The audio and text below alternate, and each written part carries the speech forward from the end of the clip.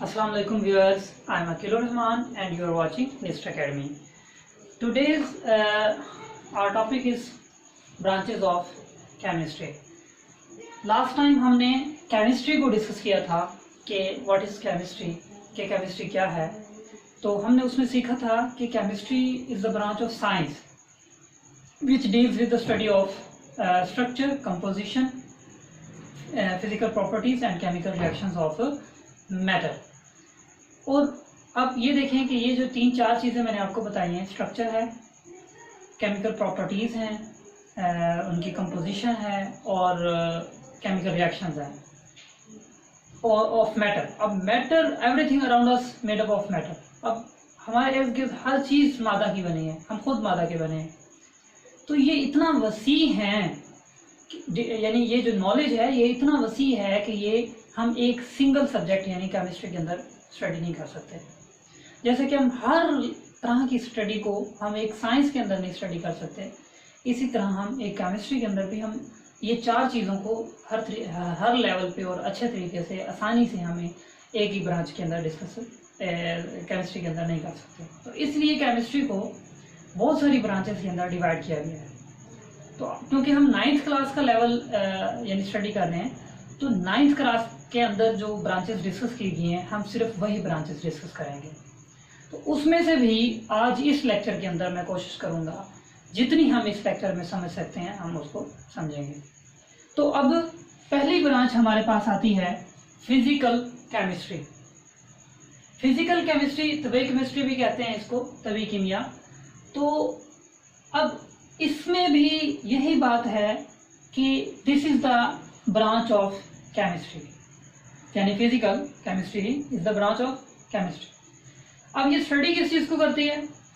ये जो स्टडी करती है फिजिकल प्रॉपर्टीज को एंड कंपोजिशन को. और ये दोनों चीज़ें हैं किसकी? मैटर की. Physical properties of matter and composition of matter. यानी कि फिजिकल प्रॉपर्टीज एंड कंपोजिशन के दरमियान में जो रिलेशनशिप है उसको ये स्टडी करती है. अब प्रॉपर्टीज और कंपोजिशन अंडरस्टूड है कि वो किसका होगा? मैटर. डेफिनेशन की तरफ देखें तो दी branch of chemistry which deals with the study of relationship between physical properties and composition of matter along with changes in them. अब ये जो बात है ना कि अलॉन्ग विद चेंजेस, ये भी मैं आपको समझा देता हूँ. रिलेशनशिप तो समझ में आ गया ना कि ताल्लुक क्या है कंपोजिशन और फिजिकल प्रॉपर्टीज का. और अब उनके अंदर तब्दीलियां हैं, यानी जाहिर है जब कंपोजिशन और यानी कि कंपोजिशन और फिजिकल प्रॉपर्टीज है इनके अंदर तब्दीलियां भी होती हैं. कंपोजिशन चेंज हो जाती है, फिजिकल प्रॉपर्टीज चेंज हो जाती हैं. तो उनके अंदर क्या चेंजिंग हो रही है? मैटर की जो है ना फिजिकल प्रॉपर्टीज अगर तब्दील होती हैं तो change in physical properties of any matter वो भी हम इसी ब्रांच में स्टडी करेंगे. और changing in the composition of any matter वो भी हम इसी ब्रांच के अंदर स्टडी करेंगे. तो मुख्तसर यही हुआ कि ये एक ऐसी ब्रांच है जिसके अंदर हम मादा की फिजिकल प्रॉपर्टीज और कंपोजिशन के दरमियान रिलेशनशिप को स्टडी करते हैं और उनके अंदर होने वाली तब्दीलियों को करते हैं.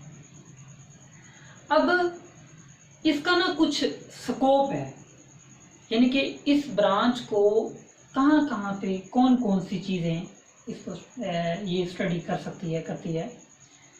उसमें आता है कि जैसा कि स्ट्रक्चर ऑफ मैटर, यानी कि मादा की साख्त. फिर आता है फॉर्मेशन ऑफ मॉलिक्यूल्स, यानी कि मॉलिक्यूल्स की बनावट कैसे बनते हैं. Behaviour of gases, solids, liquids. उसके बाद effects of temperature and radiation on matter, कि मादा पर टेम्परेचर और रेडिएशन का क्या असर होता है. तो ये सारी चीज़ों को ये इसी ब्रांच के अंदर स्टडी किया जाता है. तो दूसरी ब्रांच हमारे पास फिजिकल केमिस्ट्री के बाद है ऑर्गेनिक केमिस्ट्री.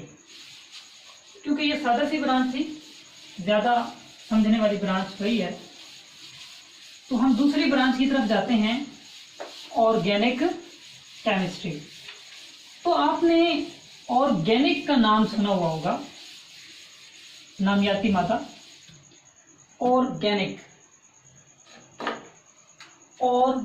केमिस्ट्री, जी हम स्टडी करने जा रहे हैं ऑर्गेनिक केमिस्ट्री। अब ये जो केमिस्ट्री है ये ऑर्गेनिक कंपाउंड्स को स्टडी करती है। पहले नंबर पे तो हमें यह समझना है कि ऑर्गेनिक कंपाउंड्स क्या होते हैं। यानी ये जो ऑर्गेनिक केमिस्ट्री है, ऑर्गेनिक केमिस्ट्री, अब ये जो स्टडी करती है, ये किसको करती है? ऑर्गेनिक कंपाउंड्स को। अब ऑर्गेनिक कंपाउंड समझना हमारे लिए बहुत जरूरी है। ऑर्गेनिक कंपाउंड्स को ये स्टडी करती है, ऑर्गेनिक केमिस्ट्री, ऑर्गेनिक कंपाउंड्स को। अब ऑर्गेनिक कंपाउंड्स क्या होते हैं? ये हैं covalent compounds of hydrogen and carbon. Covalent compounds of hydrogen and carbon. अब हम देखते हैं, फॉर एग्जाम्पल हम मीथेन की बात करते हैं। मीथेन, अब ये जो मीथेन है इसका फार्मूला होता है CH4। CH4। अब C कार्बन के आखिरी शेल में 4 इलेक्ट्रॉन्स होते हैं, यानी कि इसको 4 इलेक्ट्रॉन्स की जरूरत होती है ताकि वो 8 पूरे करेगा। अब जब ये 4 इलेक्ट्रॉन्स रखता है, यानी इसके पास 4 इलेक्ट्रॉन्स हैं और 4 रिक्वायर हैं, तो इस वजह से ये 4 हाइड्रोजन एटम्स के साथ बॉन्डिंग करता है। यानी कि ये है एक हाइड्रोजन, दूसरा हाइड्रोजन, तीसरा हाइड्रोजन और चौथा हाइड्रोजन, और इनके साथ ये क्या कर रहा है? बॉन्डिंग कर रहा है। अब ये एक हाइड्रोजन का इलेक्ट्रॉन, एक हाइड्रोजन का, ये एक हाइड्रोजन का, ये एक हाइड्रोजन का। इसी तरह कार्बन का ऑक्टेट क्या हो गया? कंप्लीट। ये एक बॉन्ड, ये एक बॉन्ड बन गया, ये एक बॉन्ड बन गया और एक ये बॉन्ड बन गया। यानी कि कार्बन ने 4 बॉन्ड्स बना लिए हैं। और ये बॉन्ड्स कैसे बनाए हैं? ये बॉन्ड्स बनाए हैं शेयरिंग से, यानी कि हाइड्रोजन ने अपना इलेक्ट्रॉन कार्बन को दिया नहीं है, शेयर किए। क्या किया? शेयर। ताकि अगर कार्बन को अगर हम छुपाएं तो हाइड्रोजन के 2 पूरे होते हैं, यानी इसका डुप्लेट भी पूरा हो रहा है। हाइड्रोजन का, हर हाइड्रोजन का डुप्लेट पूरा हो रहा है, 2 पूरे हो रहे हैं। देखो ना, 2 इसके पूरे, 2 इसके भी, इसके भी, इसके भी। अगर हाइड्रोजन यूज करे तो उसके 2 पूरे हैं, अगर कार्बन यूज करे तो उसके 8 पूरे हैं। तो इस तरह, यानी कि अब इस तरह से जो बॉन्ड बनते हैं उन्हें हम कोवलेंट बॉन्ड्स कहते हैं, जो शेयरिंग से वजूद में आते हैं। आगे आप कॉम्प्लिकेशंस में, केमिस्ट्री में सीखेंगे ये सारी चीज, तो उन्हें हम कोवलेंट बॉन्ड्स कहते हैं। और ये कोवलेंट बॉन्ड्स जिन कंपाउंड्स में पाए जाते हैं, यानी जो कंपाउंड्स इन कोवलेंट बॉन्ड से बने होते हैं, उसे हम कोवलेंट कंपाउंड्स कहते हैं। रिपीट कर रहा हूं कि जो कंपाउंड्स कोवलेंट बॉन्ड से बने हैं उन्हें हम क्या कहते हैं? Covalent compounds. इनकी डिटेल आप बाद में पढ़ेंगे, लेकिन फिर भी मैं आपको बता रहा हूं। तो कोवलेंट कंपाउंड्स की जो स्टडी है, अब कोवलेंट कंपाउंड्स 2 चीजों के होने चाहिए, कार्बन और हाइड्रोजन। यानी कि उनके अंदर ऐसे कंपाउंड्स जिनके अंदर कार्बन और हाइड्रोजन बैक वक्त मौजूद हो, एट अ टाइम, दोनों, तो वो ऑर्गेनिक कंपाउंड होगा, यानी कि covalent compound of carbon and hydrogen. तो अब यहां पे मैं आपको ये बताता चलूं कि अब कोवलेंट कंपाउंड्स ऑफ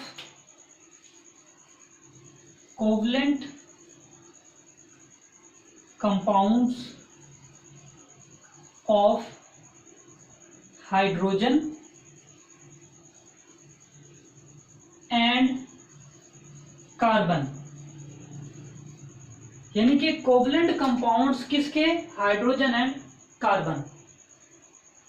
अब हाइड्रोजन एंड कार्बन के जो कोवलेंट कंपाउंड्स हैं उनको हम नाम देते हैं ऑर्गेनिक कंपाउंड्स का। किसका, ऑर्गेनिक कंपाउंड्स, ऑर्गेनिक कंपाउंड्स का, यानी कि covalent compounds of hydrogen and carbon को हम देते हैं ऑर्गेनिक कंपाउंड्स का।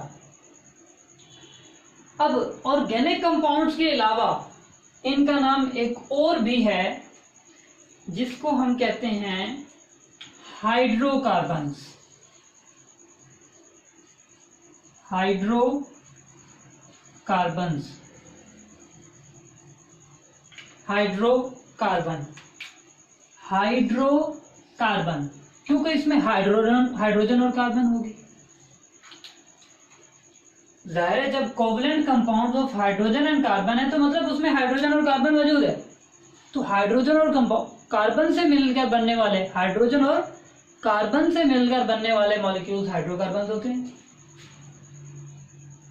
क्योंकि इसमें कार्बन और हाइड्रोजन के दरमियान बॉन्ड होता है। अब ये हाइड्रोकार्बन भी हो गए, ऑर्गेनिक कंपाउंड्स भी हो गए। ऑर्गेनिक कंपाउंड्स भी वही हैं जो हाइड्रोजन और कार्बन पर कंसिस्ट करते हैं, और हाइड्रोकार्बन्स भी वही हैं, नाम से जाहिर है हाइड्रोजन और कार्बन।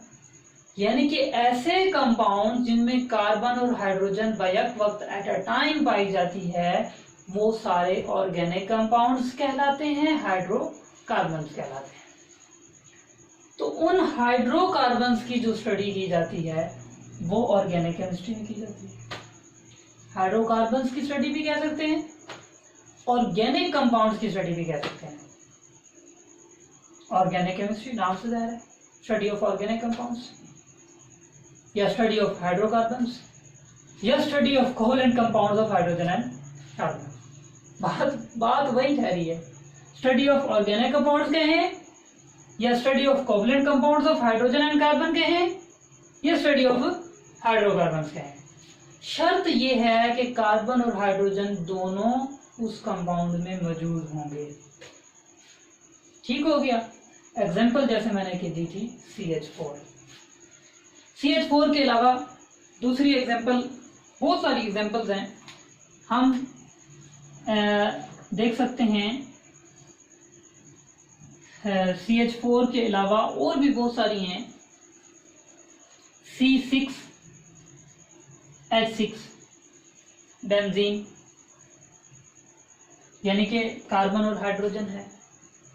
इसी तरह C6H12O6 यानी कि ग्लूकोज,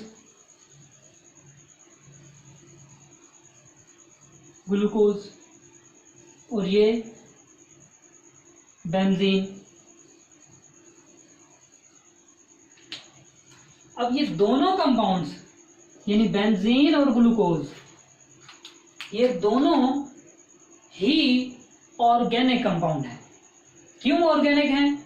क्योंकि इसमें कार्बन और हाइड्रोजन है, और ये दोनों हाइड्रोकार्बन्स भी हैं क्योंकि ये हाइड्रोजन और कार्बन पर कंसिस्ट करते हैं, और यही covalent compounds of hydrogen and carbon भी हैं क्योंकि इनके दरमियान कौन सा बॉन्ड है? कोवलेंट बॉन्ड है। इस तरह का बॉन्ड शेयरिंग वाला, यानी कि हाइड्रोजन और कार्बन शेयर करके बना रहे हैं, इस सब में शेयर करके बना रहे हैं बॉन्ड आपस में। तो ये हमारे पास थी ऑर्गेनिक केमिस्ट्री। अब इसके अंदर एक और चीज भी है, फिर इन कंपाउंड से आगे जो फर्दर कंपाउंड्स ड्राइव होते हैं वो भी ऑर्गेनिक केमिस्ट्री में स्टडी किए जाएंगे, यानी कि and their covalent compounds of hydrogen and carbon, hydrocarbon and their derivatives, यानी उन हाइड्रोकार्बन से आगे जो कंपाउंड्स अखज होते हैं, निकाले जाते हैं, ड्राइव होते हैं, उनकी स्टडी भी इसी ऑर्गेनिक केमिस्ट्री में की जाएगी। तो इसकी डेफिनेशन मैं आपको यानी कि समझा देता हूँ, लिख देता हूँ। कि इसकी डेफिनेशन क्या बनती है। इसकी डेफिनेशन ये बनती है कि the branch of chemistry which deals with the study of covalent compounds of hydrogen and carbon, ठीक है, हाइड्रोजन एंड कार्बन, यानी covalent compounds of hydrogen and carbon, जिसको हम ब्रैकेट में हम कह सकते हैं हाइड्रोकार्बन्स, यानी कि वो क्या कहलाते हैं, हाइड्रोकार्बन्स, एंड देयर डेरिवेटिव्स, और उनसे निकलने वाले कंपाउंड्स, यानी कि डेरिवेटिव्स। पहले नंबर पे तो ये किसको करेगी, covalent compound of hydrogen and carbon. फिर जब हाइड्रोकार्बन्स की स्टडी है, फिर हाइड्रोकार्बन से जो आगे डेरिवेटिव्स निकलते हैं उनकी स्टडी भी यही है। तो ये थी हमारे पास ऑर्गेनिक केमिस्ट्री, डेफिनेशन थी, उसका इंट्रोडक्शन था। अब बात आती है कि ऑर्गेनिक केमिस्ट्री का स्कोप कहाँ कहाँ है, मतलब ये कहाँ कहाँ इस्तेमाल होती है। तो ऑर्गेनिक केमिस्ट्री का हम स्कोप देखते हैं।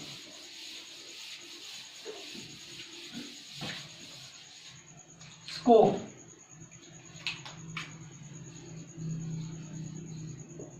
तो स्कोप इसका जो है, इसके एप्लीकेशंस हम कह सकते हैं।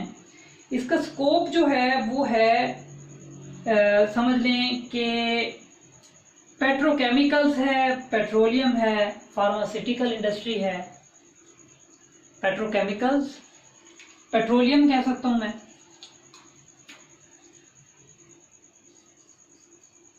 It has scope in petroleum, petroleum के अंदर, पेट्रोकेमिकल्स,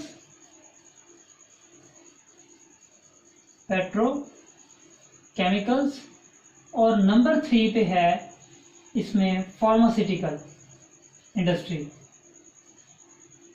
फार्मास्यूटिकल इंडस्ट्री, यानी कि इसके अंदर इसका स्कोप है। कहाँ कहाँ स्कोप है, पेट्रोलियम के अंदर, पेट्रोकेमिकल्स यानी पेट्रोलियम से जो निकलने वाली केमिकल्स होते हैं, प्रोडक्ट्स होती हैं, और उसके बाद फार्मास्यूटिकल इंडस्ट्री, यानी कि ये फार्मेसीज में फार्मासिस्ट जो होते हैं वो जो मेडिसिन्स मतलब प्रिपेयर करते हैं, तैयार की जाती हैं मेडिकल ट्रीटमेंट के लिए, तो वो फार्मास्यूटिकल इंडस्ट्री कहलाती है। यानी कि ऐसी इंडस्ट्री जिसके अंदर फार्मासिस्ट जो होते हैं फार्मेसीज के अंदर यानी कि प्रोडक्ट्स बनाते हैं जो मेडिकल ट्रीटमेंट के लिए इस्तेमाल होते हैं। तो ये इनके अंदर ऑर्गेनिक केमिस्ट्री का बड़ा यानी कि स्कोप है, यानी कि ये ऑर्गेनिक केमिस्ट्री को ही अप्लाई किया जाता है इन सब के अंदर।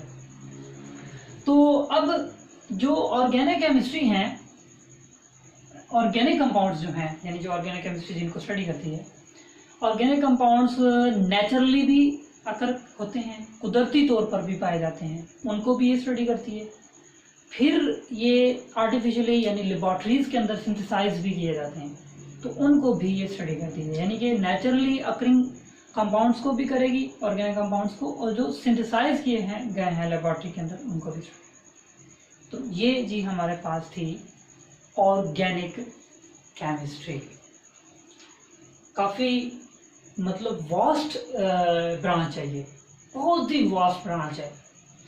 तो इसकी डेफिनेशन मैं जस्ट आपको रिपीट करता हूँ कि the branch of chemistry which deals with the study of covalent compounds of carbon and hydrogen, hydrocarbons and their derivatives. और हाइड्रोकार्बन क्या है? Consisting of hydrogen and carbon. और consisting of hydrogen and carbon जो molecules होते हैं उनको कहते हैं हम ऑर्गेनिक कंपाउंड्स। तो ऑर्गेनिक कंपाउंड्स की जो स्टडी है वो है ऑर्गेनिक केमिस्ट्री। ठीक है जी। नेक्स्ट हम इंशाल्लाह इनऑर्गेनिक केमिस्ट्री नेक्स्ट लेक्चर में हम समझेंगे। तब तक के लिए अल्लाह हाफ़िज़।